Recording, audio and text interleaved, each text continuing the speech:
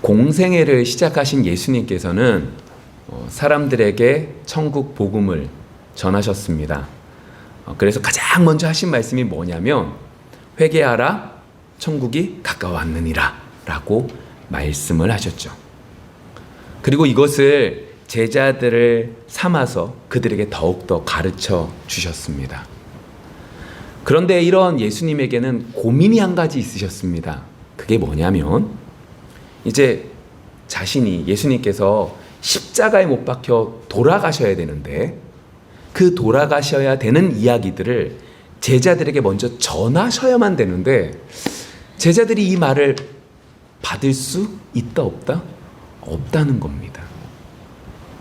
이들에게 이 말을 전해야 되고 이 말들을 먼저 전함으로 하나님이 어떤 분이신지를 더욱더 가르쳐 줘야 되는데 이 제자들에게 이 말들을 전해야 될 때가 아직 이르지 않았고 그리고 이 말을 전해야 될 때를 찾고 나아가야 되는 것이 예수님에게 있어서는 참 힘든 부분이셨을 겁니다. 그럼에도 불구하고 예수님께서는 제자들에게 3번 자신이 이제 십자가에 못 박혀 돌아가실 것을 가르쳐 주셨습니다.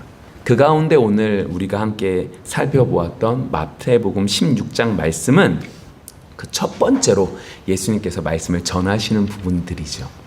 오늘 그 부분들을 통하여 하나님의 아들을 믿는 믿음이 뭔지에 대한 이야기들을 이번 한 달 동안 살펴보고 있잖아요.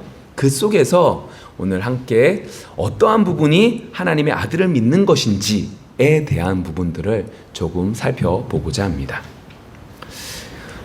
예수님께서는 가이사랴 빌립보로 가셨습니다. 이 가이사랴 빌립보라고 하는 이 지역이 어떠한 도시였냐면 이제 가이사랴 이게 무슨 의미냐면 가이사 다시 말하면 로마 황제를 말하는 겁니다. 랴라고 하는 것은 집 마을을 말하는 거죠. 그러니까 합치면 가이사랴를 합치면 무슨 의미예요? 로마 황제의 마을입니다라고 하는 의미를 지니고 있습니다. 왜 이렇게 도시의 이름들이 이렇게 짓느냐? 이 시대에 로마의 황제라고 하는 사람이 이 모든 땅들의 주인입니다. 근데 그 모든 땅들을 이 황제가 다 다스릴 수 없으니까 어느 지역에는 이제 총독이라는 사람들을 보내고 어느 지역에는 분봉왕이라고 해서 그 지역을 다스리게 맡겨줍니다. 그러면 그들이 그 지역을 다스리고 있지만 이 모든 땅들의 주인은 누구예요? 황제인 거예요. 그래서 이 황제한테 잘 보여야만 되는 거죠. 그래서 어떤 마을을 어떤 동네를 다시금 개발하거나 다시금 만들 때 그 황제의 이름을 쓰는 겁니다. 그래서 가이사랴 황제한테 이 마을을 바칩니다 라는 의미 속에서 이렇게 쓰곤 하죠. 근데 이제 문제가 있었습니다. 원래 이 유대 땅 가운데 이 가이사랴라고 하는 동네가 그 옆에 있었다는 거예요. 그러니까 지중해 바다 앞에 이 가이사랴라고 하는 동네가 있었고 이 동네에 로마 총독이 이곳에 입곤했습니다. 그러다 보니까 이 가이사랴라고 하는 동일한 이름을 그 비슷한 지역에 다시 짓기가 좀 그런 거예요. 그래서 이 동네 오늘 성경에 나오는 이 가이사랴 빌립보라고 하는 동네는 빌립이라고 하는 사람이 이 동네를 만들었기에 가이사랴 이름 뒤에 자신의 이름 빌립 그래서 빌립보라고 하는 이름을 지은 거죠. 근데 이 동네 이 가이사랴 빌립보라고 하는 이 동네가 어디 밑에 있었냐면 여러분 혹시나 헤르몬산이라는 산을 들어보셨나요? 그러니까 헤르몬이라는 산이 이 이스라엘 가나안 땅 위쪽에 있었는데 그 산이 높은 산이었어요. 그래서 그 더운 지방임에도 불구하고 눈이 내렸고 만년설이 있었던 동네입니다. 그러니까 그 동네에서 그 산에서 물들이 쫄쫄쫄쫄쫄쫄 내리기 시작하고 그 내리는 물의 시작점이 뭐가 되냐? 요단강의 시작점이 되는 것이죠. 그런 곳에 꼭 많은 게 뭐예요? 이단들 아니면 그곳에 많은 것들이 이제 많은 신전들 우상 숭배하는 사람들이 많이 있습니다. 그러니까 이 가이사라는 빌립보라는 이 동네가 우상들이 많이 있었고 거기에 뭐도 들어온 거예요? 로마 황제도 들어와서 우상이 가득한 동네입니다. 예수님께서는 그 동네에 가시면서 제자들에게 묻지요. 사람들은 우상을 섬긴다? 사람들은 교황을 섬긴다? 황제를 섬긴다? 사람들은 자신에게 힘이 되는 무엇인가를 섬기고 있다? 그런데 너희들은 나를 누구라고 믿고 있니? 라고 물으시는 거죠. 그때 마태복음 16장 우리가 너무나 잘 알고 있는 베드로의 신앙 고백이 나타납니다. 뭐라고 고백하죠? 주는 그리스도시요 살아계신 하나님의 아들이십니다 라고 하는 고백을 합니다. 그것이 우리가 읽었던 본문 바로 앞의 내용입니다. 그리고 오늘 본문이 시작되죠. 21절 이렇게 시작합니다. 그때로부터 예수 그리스도께서 자기가 예루살렘에 올라가 장로들과 대제사장들과 서기관들에게 많은 고난을 받고 죽임을 당하고 제3일에 살아나야 할 것을 제자들에게 비로소 나타내시니. 이때로부터래요. 무슨 얘기예요? 베드로의 그 신앙 고백이 있은 이후부터 뭐 했다는 거예요? 내가 죽을 거야. 내가 올라가서 종교 지도자들에게 고난을 받아서 내가 십자가에 못 박혀 죽어야 돼 라고 하는 말씀을 하기 시작했다 라고 말씀하고 있는 거죠. 여러분, 이걸 이렇게 오해하시면 안 됩니다. 오늘 이제 함께 나눠야 될 말씀이 뭐냐면, 제목처럼 하나님의 일, 사람의 일에 대한 얘기를 할 건데, 오늘 이 구절을 이렇게 받으시면 안 됩니다. 베드로가 이제 그 지식들이 생겨서 그 은혜가 생겼기 때문에 그래서 지금 예수님께서 말씀하시는구나 라고 단순하게 생각하시면 안 됩니다. 자, 그 부분에 대해서 이제 조금 있다가 더욱더 살펴보도록 하겠습니다. 자, 그러면서 이제 예수님께서 이렇게 여러 가지 말씀들을 시작하십니다. 그러니까 지금까지 예수님께서는 이 말씀을 하셨습니다. 야, 너희들이 나를 쫓아오려면 어떻게 해야 된다? 십자가를 지면서 쫓아와야 돼 라는 말씀들은 한 번씩 하셨습니다. 근데 이제 본격적으로 뭐에 대한 말씀을 하신 거예요? 이 기점을 딱 들어서서 예수님께서 이제 내가 죽을 거야 라고 하는 말씀을 하고 계신다는 거죠. 그 말씀을 딱 하니까 베드로가 뭐라고 즉각적으로 반응이 나타나요? 22절. 베드로가 예수를 붙잡고 항변하여 이르되 주여 그리 마옵소서. 이 일이 결코 주께 미치지 아니하리이다. 바로 이제 얘기하는 거예요. 뭐라고 얘기하냐? 예수님 절대로 그 일이 예수님에게 미치지 않을 거예요. 그렇게 고난받고 죽지 않으실 거예요. 예수님, 저희들이 그렇게 만들어 드릴게요 라고 하는 부분들도 속하여 있는 거죠. 왜냐하면 지금 베드로의 생각에는 지금 예수님께서 예루살렘으로 올라가고 계시는데, 이 올라가는 것은 예수님께서 말씀하신 것처럼 죽임을 당하는 길이 아니라 왕이 되고자 하는 길이라고 생각하고 있었습니다. 아니, 베드로뿐만 아니라 다른 제자들뿐만 아니라 그 시대에 있었던 많은 유대인들도 그러한 생각을 하지 않았습니다. 그들의 머릿속에 있었던 메시아는, 예수 그리스도는 어떠한 존재냐? 그 모든 어려운 일들을 물리치시고 그 모든 것들을 이겨내시는 분이시지, 그 고난 속에서 죽임을 당하는, 그 고난 속에서 괴로움을 당하는 존재라고 생각하지 않았기 때문이죠. 그래서 즉각적으로 그 얘기가 나오는 겁니다. 분명히 예수님께서는 내가 고난받고 죽고 제3일에 살아날 거야 라고 말씀하셨는데, 마지막 그 말은 들리지 않습니다. 베드로의 마음속에 이미 그 생각으로 가득 찼거든요. 예수님은 올라가시면 왕이 될 거야. 왕이 되면 내가 그래도 지금까지 쫓아다녔으니까 뭔가 좋은 자리 없겠지? 좋은 자리를 얻으면 내가 지금까지 이렇게 힘들게 어부 생활하면서 처가살이하면서 힘들게 살았던 이 모든 것들이 바뀌어서 떵떵거리며 살 수 있겠지?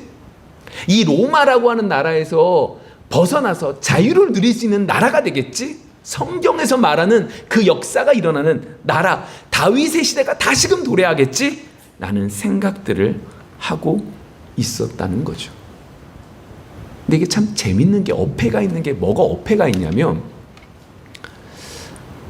이전에 있었던 왕들도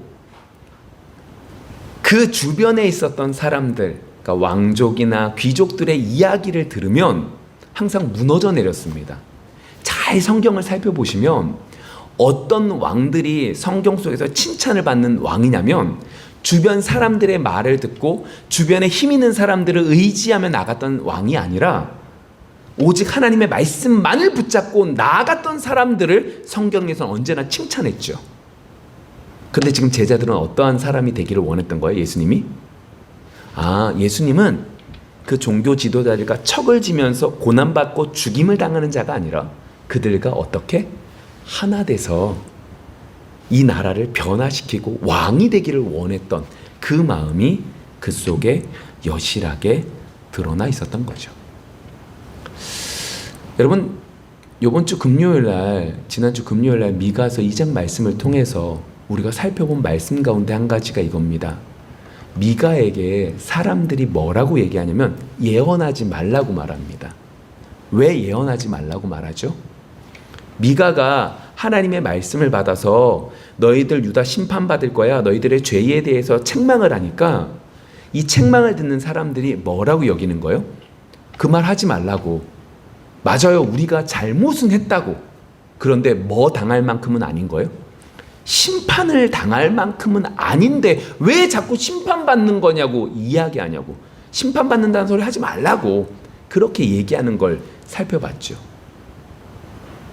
이미 그들의 마음속에 잘못된 신앙관이 자리 잡고 있으니까 어떻게 되는 거예요?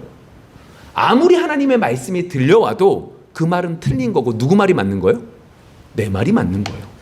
아니, 하나님은 심판하겠다고 하는데 하나님이 그 모든 것들을 주관하고 계시는 분인데 하나님 말씀이 들리는 게 아니라 뭐가 들리는 거예요? 내 생각이 옳은 거죠. 그것과 마찬가지로 지금 베드로의 생각 속에서도 이미 예수님은 어떻게 하셔야만 되는 거예요? 종교 지도자들과 하나 되어서 함께 나가서 로마를 부셔야 되는 것이지, 종교 지도자들과 척을 져서 종교 지도자들에게 죽임을 당하는 건 말이 안 된다는 거죠.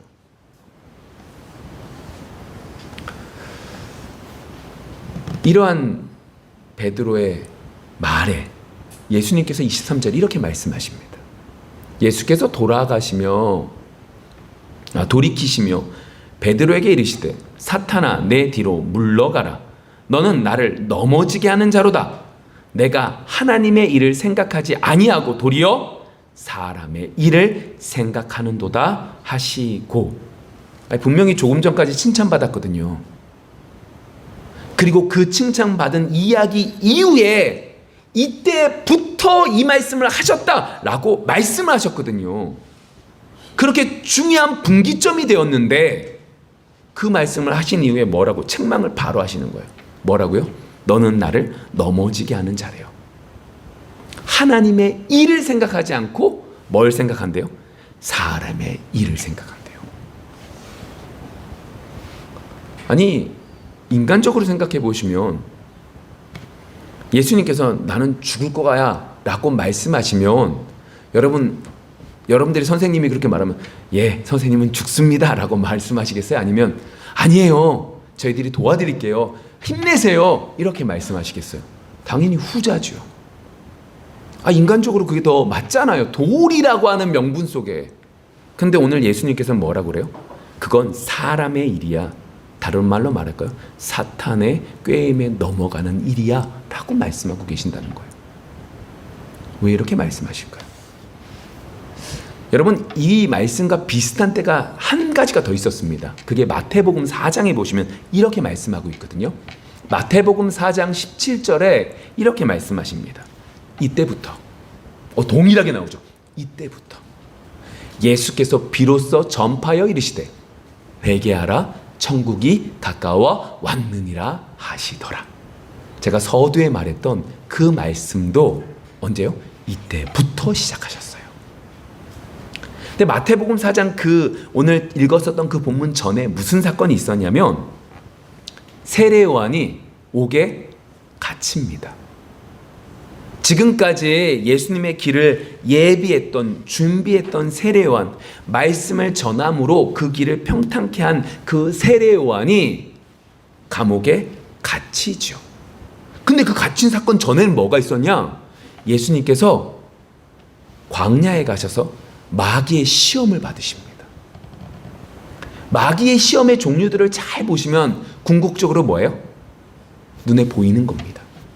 우리가 원하는 겁니다. 인간이면 어느 누구도 원하는 부분들이죠. 존경받고 능력 있고 힘이 있고 잘 사는 거. 그것들로 쭉 마귀가 시험하죠. 그런데 그 모든 것들 속에서 예수님께서는 어떻게 하세요? 말씀으로 이겨내십니다. 우리와 똑같은 인간의 몸을 지니시고 100% 인간이신 예수님께서는 그 모든 것들을 말씀으로 이기시죠. 그게 4장 10절 이렇게 말씀합니다. 이에 예수께서 말씀하시되, 좀 전에 베드로가 했던 말씀과 동일한 말씀하십니다. 사탄아 물러가라. 기록되었으되 주 너희 하나님께 경배하고 다만 그를 섬기라 하였느니라. 너무 비슷한 사건들이 일어나죠.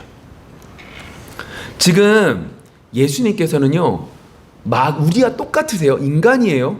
똑같이 배고프세요. 똑같이 힘드세요. 근데 그 모든 것들을 말씀으로 이기시고 마귀의 유혹을 이기시고 하나님의 때가 되니 하나님의 말씀을 그때부터 전하기 시작하는 거죠. 하나님께서 말씀하신 그 모든 것들이 평탄케 되었기에 그 말씀을 전하기 시작하신 거예요. 그리고 제자들을 모으셔서 아까 전에 말씀드린 것처럼 제자들에게 말씀을 계속 전하시고 또 다른 분기점이 돼서 이제 뭐 하는 거예요? 또다시 뭐라고요? 나 이제 죽을 거야 라고 하는 말씀을 하고 계시는 겁니다.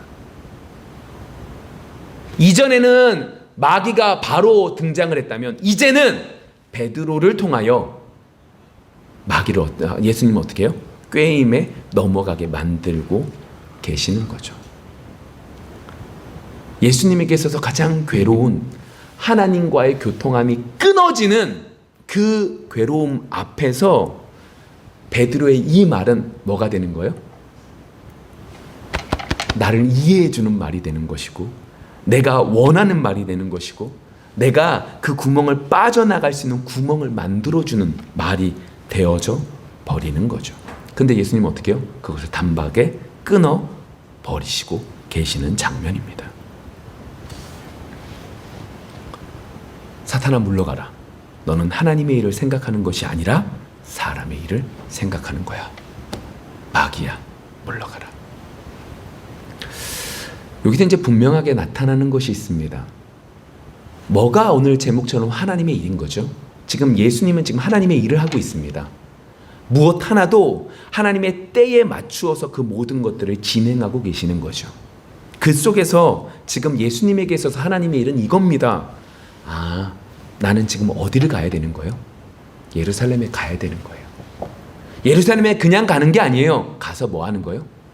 모든 사람들의 죄를 짊어지고 십자가에 못 박혀 돌아가셔야 되는 거예요. 죽으셔야 되는 거예요.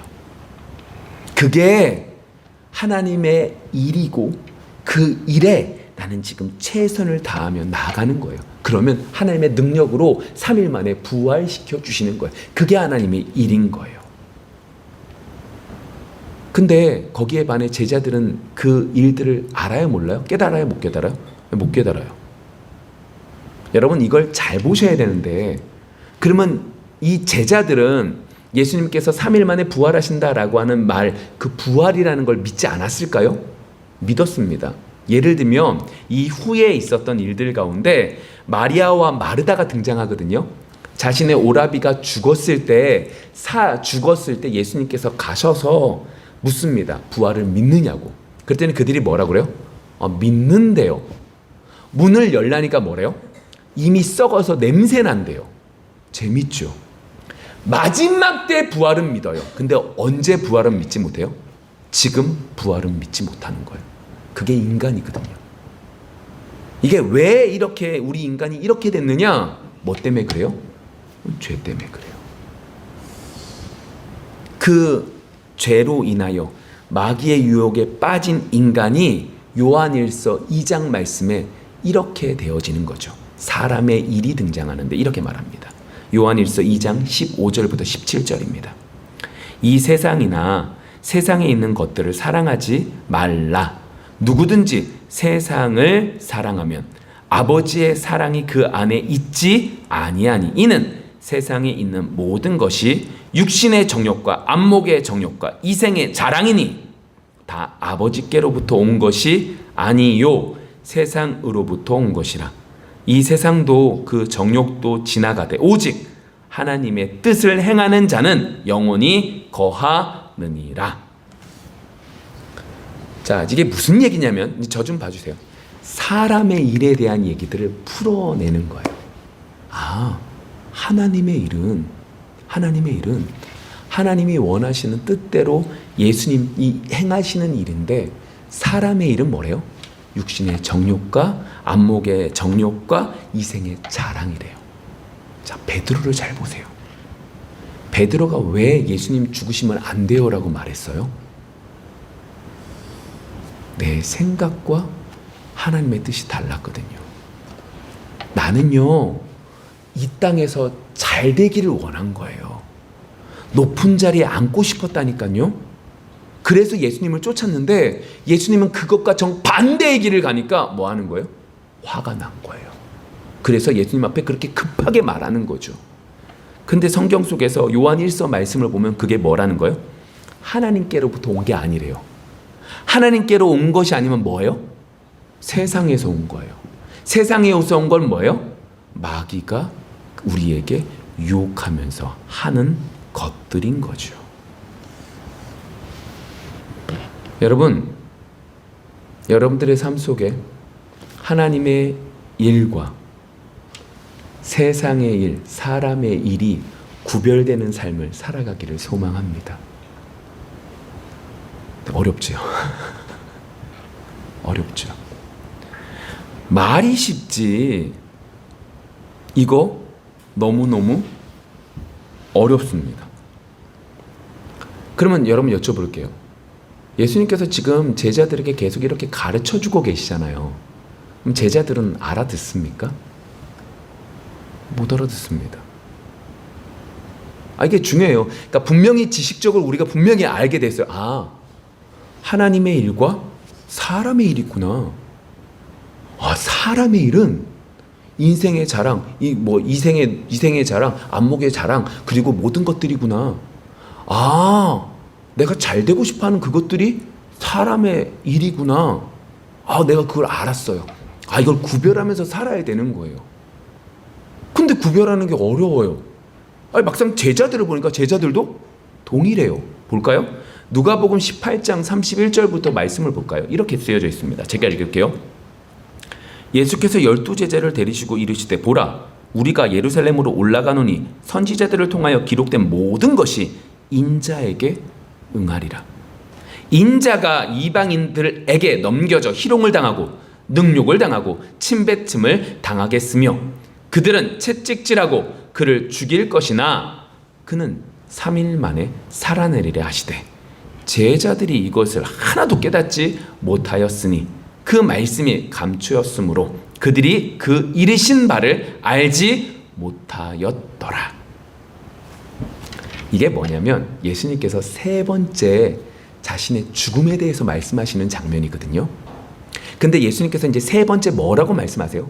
우리가 좀 전에 읽어서 첫 번째는 하나님의 일과 사람의 일에 대해서 가르쳐주고 계시는데 세 번째는 뭐에 대한 얘기를 하는 거예요?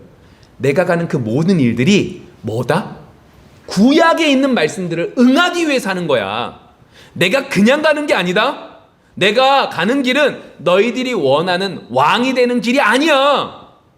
너희들이 원하는 걸 이루어지기 위해서 내가 가는 게 아니야. 내가 가는 건 구약의 하나님의 말씀들을 이루기 위해서 가는 거야. 그래서 시작점에 뭐라고 말씀하시는 거예요? 내가 그 모든 말씀들, 선지자들을 통해서 하는 그 모든 말씀들을 응하기 위해서 내가 가고 있는 거야. 다른 길 없다?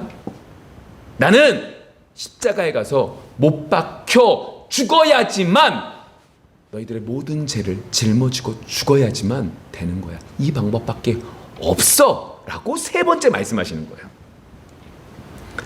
근데 충격적인 게 34절에 뭐라고 말씀하세요? 제자들이 깨달았대요, 못 깨달았대요? 하나도 깨닫지 못한대요. 왜요? 그 말씀은 뭐 했기 때문이래요? 감추어진 거래요. 하나님 말씀 너무 힘들죠.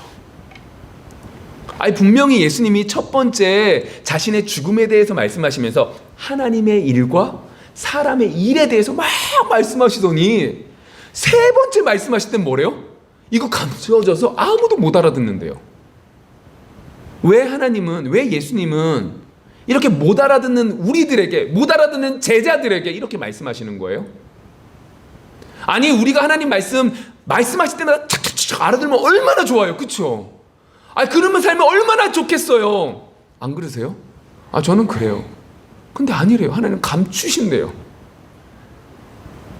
그러면서 그것 좀 말씀을 쓰세요. 우리에게 알려주세요. 왜 이런 거예요? 여러분, 이건 이사야서 45장에 보시면 이렇게 말해요.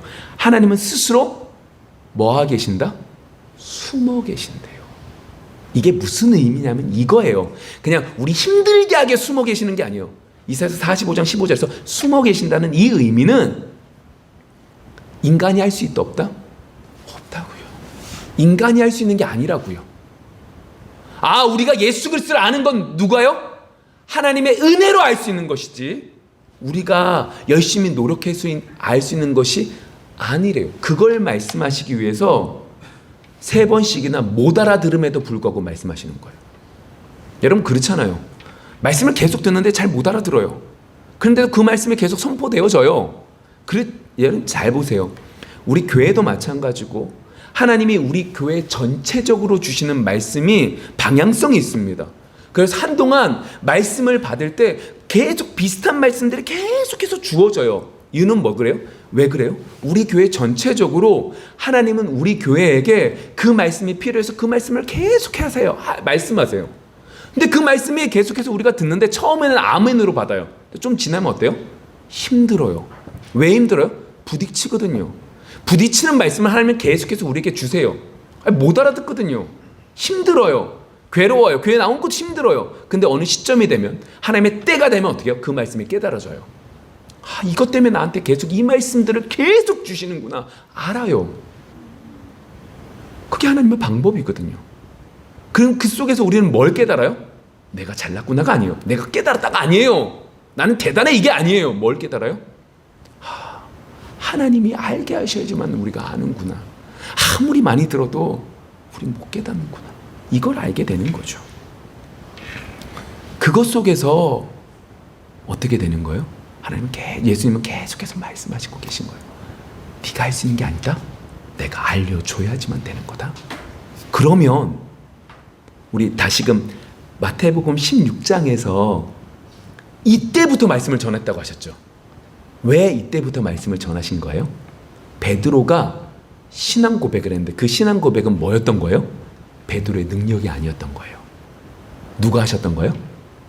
하나님께서 알게 하신 거였어요. 그래서 그것을 듣고 예수님은 어떻게 하신 거예요? 자신의 죽음을 알려주고 계시는 거예요. 자신의 죽음을 사람들 몰라요. 그렇지만 알려주고 계신 거예요. 왜요? 하나님께서 그의 마음속에 주는 그리스도의 살아신 하나님의 아들입니다라는 그 신앙 고백을 하나님이 그의 마음속에 주셨음에 이 말씀도 동일하게 주실 것이기 때문에. 그래서 결론이 24절 이렇게 나오는 거예요. 본문 결론이 24절. 이에 예수께서 제자들에게 이르시되 누구든지 나를 따라오려거든 자기를 부인하고 자기 십자가를 지고 나를 따를 것이니라. 지금 베드로의 얘기로 연결해 보세요. 베드로가 신앙 고백을 했어요. 하나님께서 깨닫게 해주신 마음인데 그 신앙 고백을 했어요. 근데 베드로의 마음속에는 어떤 마음이 있을까요? 역시 내가 이렇게 정말로 이 말을 내가 생각했네. 예수님이 칭찬하시기가 얼마나 좋았겠어요. 근데 예수님이 바로 돌아가시겠다, 십자가에 못 박혀 죽으시겠다는 얘기를 하세요. 바로 뭐가 나오는 거예요? 아니에요. 제가 예수님, 제가 이렇게 잘났어요. 이렇게 하나님 신앙 고백도 했는데 제가 예수님 지켜드릴 거예요. 이 말을 하는 거죠. 그리고 예수님께서 책망하시고 24절에 이 말하는 거예요. 야, 네가 하려고 하는 거 아니야. 베드로야, 네가 지금 이 신앙 고백한 건 네가 지혜로서 한 거 아니다. 하나님이 주신 거고, 그렇기 때문에 그것 때문에 하는 게 아니야. 그것들은 잘못된 거야. 네가 무엇을 할 수 있는 게 아니야 라고 말씀하시는 거죠. 여러분, 이 설명을 마지막 우리가 고린도전서 2장 이 말씀들을 통해서 좀 정리를 해볼게요. 볼게요. 기록된 바 하나님이 자기를 사랑하는 자들을 위하여 예비하신 모든 것은 눈으로 보지 못하고 귀로 듣지 못하고 사람의 마음으로 생각하지도 못하였다 한가 같으니라. 먼저 이제 9절 말씀, 이게 무슨 얘기냐면 뭐예요? 사람들이 눈으로 보지 못하고 귀로 듣지도 못하다. 이게 무슨 내용일까요? 예수님의 십자가의 사건을 말하는 거예요. 이해되셨죠? 좀 전에 9절에서 말하고 있는 눈으로 보지도 못하고 귀로 듣지도 못한다, 사람의 마음을 생각하지도 못한다, 이건 뭐다? 예수님의 십자가의 사건을 말하는 거예요. 그리고 10절 읽을게요. 예수님의 십자가의 사건은 이야기로 들어서 깨닫는 게 아니라는 거예요. 10절, 오직 하나님이 성령으로 이것을 우리에게 보이셨으니 성령은 모든 것 곧 하나님의 깊은 것까지도 통달하시느니라. 뭐요? 성령이 예수님의 십자가의 사건을 깨닫게 하시는 거래요. 11절이요. 사람의 일을 사람의 속에 있는 영 외에 누가 알리요? 사람의 마음은 누구만 알아요? 그 사람만 아는 거예요. 그쵸? 이와 같이 하나님의 일도 하나님의 영 외에는 아무도 알지 못하느니라. 우리가 세상의 영을 받지 아니하고 오직 하나님으로부터 온 영을 받았으니 이는 우리로 하여금 하나님께서 우리에게 은혜로 주신 것들을 알게 하려 하심이라. 우리가 이것을 말하거니와 사람의 지혜가 가르친 말로 아니하고 오직 성령으로 가르치신 것으로 하니 영적인 일은 영적인 것으로 분별하느니라. 무슨 얘기예요? 성령이 깨닫게 해주셔야지만 됩니다 라는 얘기죠. 오늘 말씀 좀 어려웠죠? 정리해보면 이런 거예요. 오늘 말씀 속에서 하나님의 일과 사람의 일이 나와요. 예수님은 하나님의 일을 하셨는데 베드로는 안목에 작은 눈에 보이는 것들을 바라봐서 사람의 일을 해서 예수님께 책망을 받죠. 그래서 우리는 구별하기를 원해요. 분별하기를 원해요. 사람의 일에서 벗어나고 싶은 거예요. 그런데 베드로가 책망받은 내용을 보면 자신이 열심히 낸 그 모든 것들이 뭐가 되는 거예요? 사람의 일이 돼버렸네요. 하나님께 책망받는 것밖에 되지 않았네요. 근데 고린도전서 말씀을 보니까 뭐래요? 하나님의 일은 누구를 통해서만? 성령을 통해서만 알 수 있대요. 예수님을 통하여 우리는 성령이 우리 속에 임하셨네요. 내가 앞서지 말고 누구를 앞서야 된다? 성령을 통하여 하나님을 앞세워 나아가는 것만이 뭐한다? 하나님의 일이 되는구나. 우리 조금 더 분별할 수 있는 걸 볼까요? 여러분, 어떤 일들을 하십니다. 교회에서 어떤 사역을 합니다. 여러분들이 교회에서 무슨 봉사를 하십니다. 근데 봉사를 하고 난 이후에 자기 자랑이 나오십니까? 그러면 그것은 뭐가 되는 거예요? 사람의 일이 됩니다. 왜요? 성령이 역사하셔서 하나님의 일을 할 때는 뭐밖에 안 보여요? 내가 부인될 수밖에 없습니다. 내가 무엇인가인데 이렇게 사용하여 주시나이까. 하나님, 제가 하나님의 일을 한다고 했지만 내 마음은 뭐밖에 없는 거예요? 악한 것밖에 없는 거죠. 사랑 때문에 하는 게 아니었던 거예요.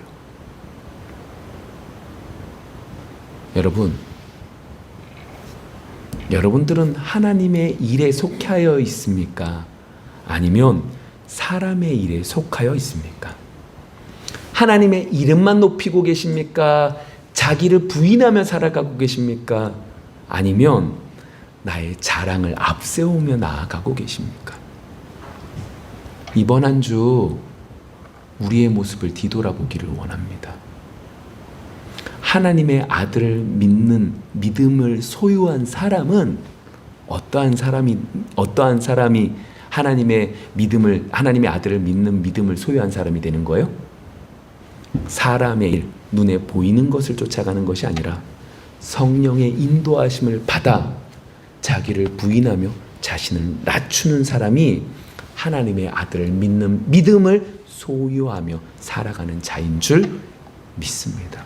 이번 한 주 그 은혜가 넘치기를 소망합니다. 기도하겠습니다.